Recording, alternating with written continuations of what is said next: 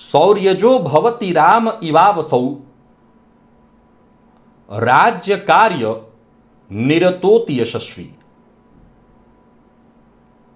यह मंत्रेश्वर ने फल दीपिका में कहा कि शौर्य योग रखने वाला जातक राम के समान होता है, यशस्वी, राजकार्य करने वाला। अब सीधी सी बात है, देखा जाए तो राम के समान तो कोई नहीं हो सकता। राम तो स्वयं श्रीहरि विष्णु हैं। लेकिन जब किसी की प्रशंसा करनी होती है तो आदरार्थे बहुवचनांतः, जब किसी की प्रशंसा करनी हो तो उसके लिए बहुवचन का प्रयोग करते हैं। जैसे नमस्ते, यहां पर ते जो है वो बहुवचन है, ये आदर है। वैसे ही किसी की समता करनी है, प्रशंसा के साथ समता करनी है कि इस योग से क्या हो सकता है, तो ऋषि ने कहा राम के समान शौर्यवान।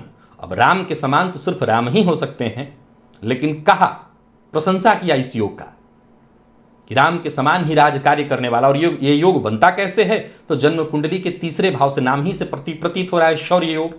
पराक्रम भाव से योग बनता है। ज्योतिष शास्त्र कहता है कि पराक्रम भाव में शुभ ग्रह बैठे हों या शुभ ग्रह की दृष्टि हो, और पराक्रमेश अस्त न हो, मृत न हो, नीच राशि में न हो, स्वगृही मूल त्रिकोणी या उच्च के होकर के बली अवस्था में सुस्थान में बैठे हों, यानी केंद्र के भावों में नवम पंचम में बैठे हों, तो ऐसा जातक निसंदेह यशस्वी होता है, पराक्रमी होता है। ऐसे जातकों के छोटे भाई बहन भी जातक की बात मानने वाले होते हैं, अर्थात भगवान राम के समान ही उनके जो भाई हैं सब मानने वाले, आज्ञाकारी।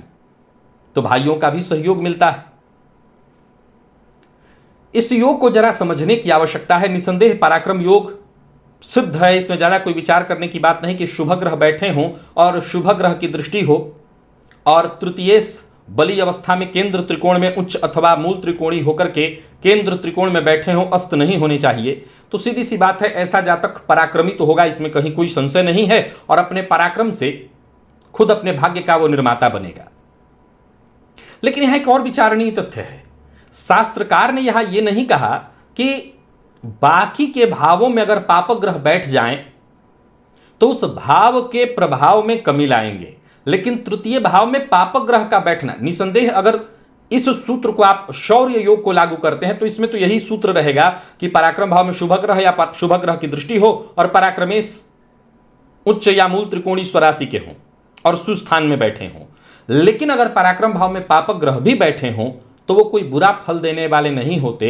निसंदेह वो भी जातक को पराक्रमी बनाते हैं। लेकिन आज जो मैंने योग बताया शौर्य योग, अगर ये योग आपकी जन्म कुंडली में है, फिर से योग को समझिए कि भाव में भी शुभ ग्रह और भाव पर भी शुभ ग्रह की दृष्टि, तो या तो शुभ ग्रह बैठे हो या दृष्टि हो और पराक्रमेश बली हो, तो निसंदेह ऐसा जातक अपनी कीर्ति पताका चहुं ओर फैलाता है, यशस्वी होता है, साधन संपन्न होता है, आज के समय में ऊंचे पद पर होता है। राजकार्य का अर्थ है यहां पर ऊंचे पद पर होना, और राम शब्द का अर्थ अगर यहां पर लें तो केवल प्रशंसा नहीं, निसंदेह ऐसा जातक अपना भाग्य तो लिखेगा ही, दयालु भी हो, लोगों की मदद करने वाला हो। जब इंसान के पास चीजें होती हैं तो वो औरों की मदद तो करता ही है।